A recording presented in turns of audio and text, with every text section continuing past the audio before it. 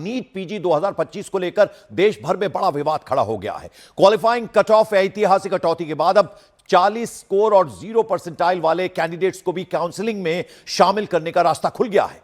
National board of examinations in medical sciences का कहना है कि 18,000 से ज्यादा पीजी सीटें खाली रहने के चलते यह फैसला लिया गया है, लेकिन मेडिकल कम्युनिटी इसे मेडिकल शिक्षा की गुणवत्ता और मरीजों की सुरक्षा से जोड़कर देख रही है।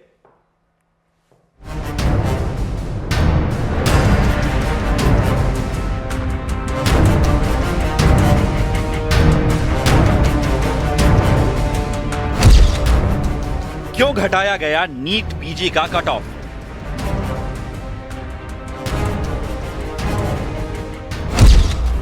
-40 स्कोर और 0 परसेंटाइल वालों को दाखिले पर विवाद।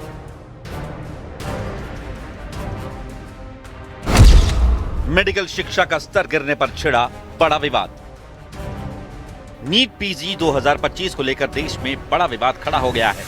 National board of examinations in medical sciences यानी NBEMS ने स्वास्थ्य मंत्रालय के निर्देश पर क्वालिफाइंग कट ऑफ में भारी कटौती कर दी है। सरकार का तर्क है कि देश भर में 18,000 से ज्यादा पीजी सीटें खाली हैं, जिन्हें भरने के लिए यह फैसला जरूरी था। नीट पीजी 2025 की क्वालिफाइंग कट ऑफ में भारी कटौती। नीट पीजी 2025 के थर्ड राउंड काउंसलिंग के लिए NBEMS ने क्वालिफाइंग कट ऑफ में जबरदस्त कटौती की है। NBEMS ने SC/ST OBC वर्ग के लिए क्वालिफाइंग परसेंटाइल को 0 तक घटा दिया है, यानी अब -40 स्कोर वाले उम्मीदवार भी काउंसलिंग में शामिल हो सकेंगे। जनरल EWS कैटेगरी में काउंसलिंग के लिए अब 7वीं परसेंटाइल यानी 103 अंक पाने वाले छात्र भी काउंसलिंग में शामिल हो सकेंगे। जनरल PWBD कैटेगरी यानी पर्सन विद बेंचमार्क डिसेबिलिटी के छात्र अब 5वें परसेंटाइल यानी 90 अंक पाकर भी नीट पीजी की काउंसलिंग में शामिल हो सकेंगे। हालांकि सरकार का कहना है कि एडमिशन पूरी तरह मेरिट और अधिकृत काउंसलिंग सिस्टम से ही होंगे। नीट पीजी में 0 परसेंटाइल होने का क्या मतलब है? नीट पीजी काउंसलिंग में 0 परसेंटाइल होने का मतलब समझने के लिए पहले परसेंटाइल का मतलब समझना जरूरी है।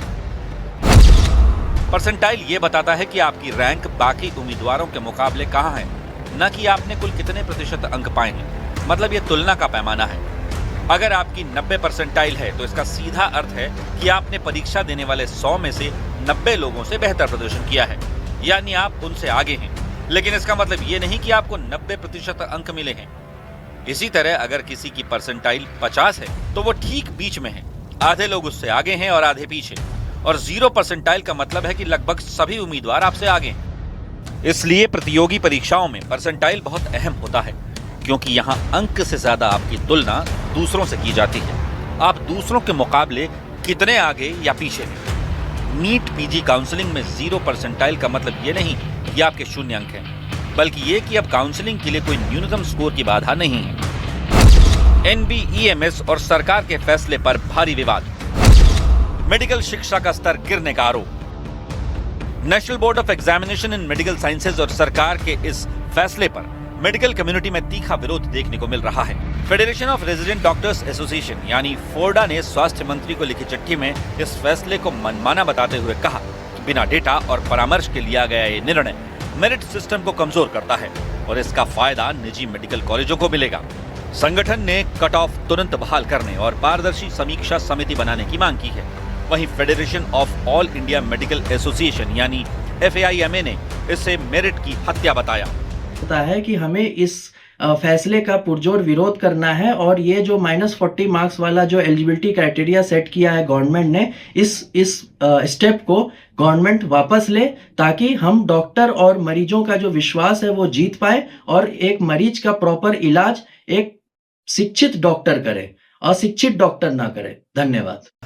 अरे -40 पे सिर्फ नॉन क्लिनिकल नहीं भरी जाएगी, इसमें सीट ब्लॉकिंग होगी। इसमें जो प्राइवेट कॉलेजेस हैं, जो प्राइवेट कॉलेजेस में बैठे हुए लोग हैं, जो डीम्ड यूनिवर्सिटीज हैं, वो एक एक सीट को 3-3, 4-4 करोड़ में बेचेगी।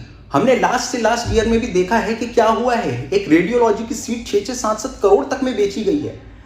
सीट्स ब्लॉकिंग हो रही है, आप उस पर कोई एक्शन नहीं ले रहे हैं। बट आप हर साल ये जो -40 पे आप इस साल निकाल के आपने तो इस देश की हेल्थ केयर को एक मजाक बना दिया। पूरी दुनिया आज इस बात से हंस रही है कि हमारे देश में डॉक्टर्स ऐसे बन रहे हैं। क्या ये सिस्टम, ये ग्रेड रह गया हमारे देश के डॉक्टर्स का? मुझे लगता है इस पे बहुत ही ज्यादा निष्कर्ष की जरूरत है और इस डिसीजन को जितनी जल्दी हो सके वापस ली जाए। दरअसल इंडियन मेडिकल एसोसिएशन की तरफ से मेडिकल कॉलेजों में सीटें खाली न रहने देने की मांग उठाई गई थी, जिसके बाद सरकार ने ये फैसला लिया। लेकिन मेडिकल एसोसिएशंस के बढ़ते विरोध के बीच ये मामला तूल पकड़ता दिखाई दे रहा है।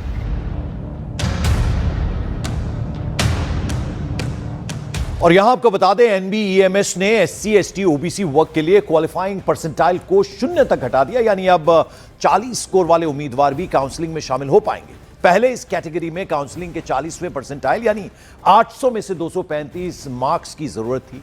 जनरल और ईडब्ल्यूएस कैटेगरी में जहां काउंसलिंग के लिए पहले 50वें परसेंटाइल यानी 800 में से 276 अंकों की जरूरत थी, वहीं अब 7वीं परसेंटाइल यानी 103 अंक पाने वाले स्टूडेंट्स भी काउंसलिंग में शामिल हो पाएंगे।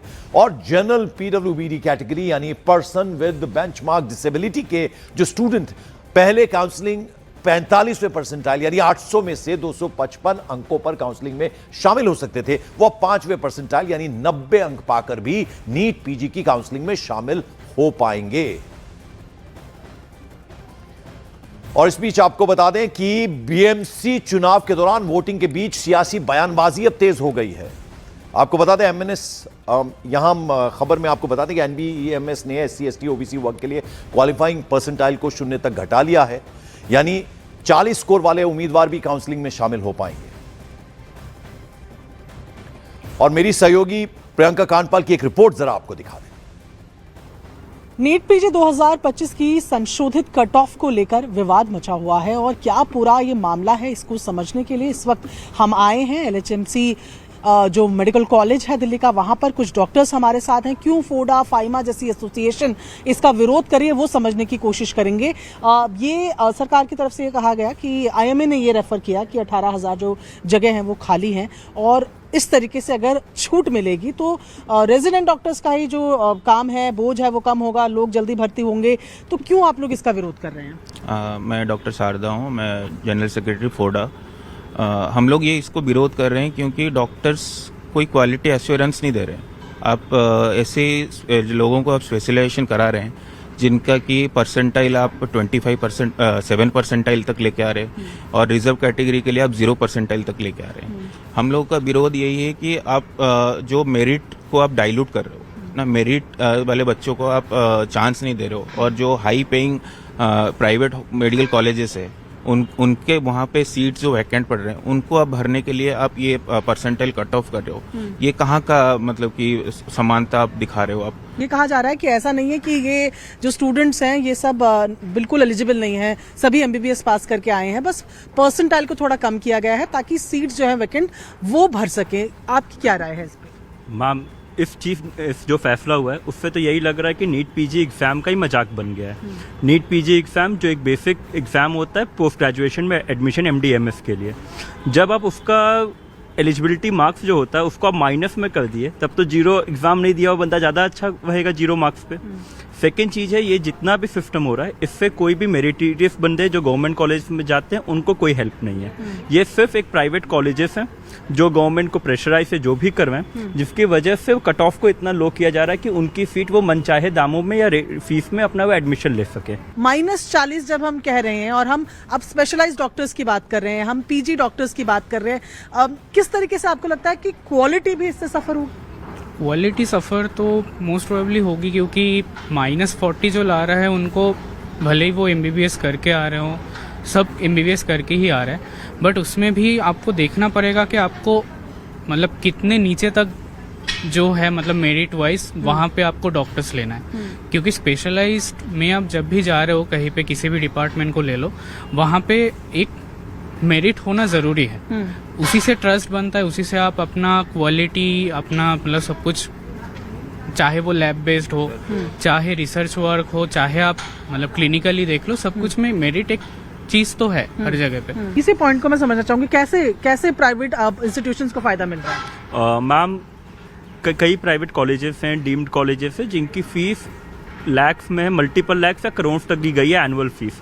होता क्या है कि फर्स्ट राउंड सेकंड राउंड की काउंसलिंग हुई, जितने मेरिटोरियस बंदे हैं स्टूडेंट्स हैं, एमबीबीएस डॉक्टर्स हैं, वो लोग गवर्नमेंट सीट्स को प्रेफर करते हैं। जो कॉलेजेस जो एक अफोर्डेबल फीस या एक माने रीजनेबल फीस अमाउंट कोट करते हैं, इन लोग का क्या होता है कि अब सेकेंड राउंड तक इनकी फीस भरी नहीं जाएंगी मेरिटोरियस।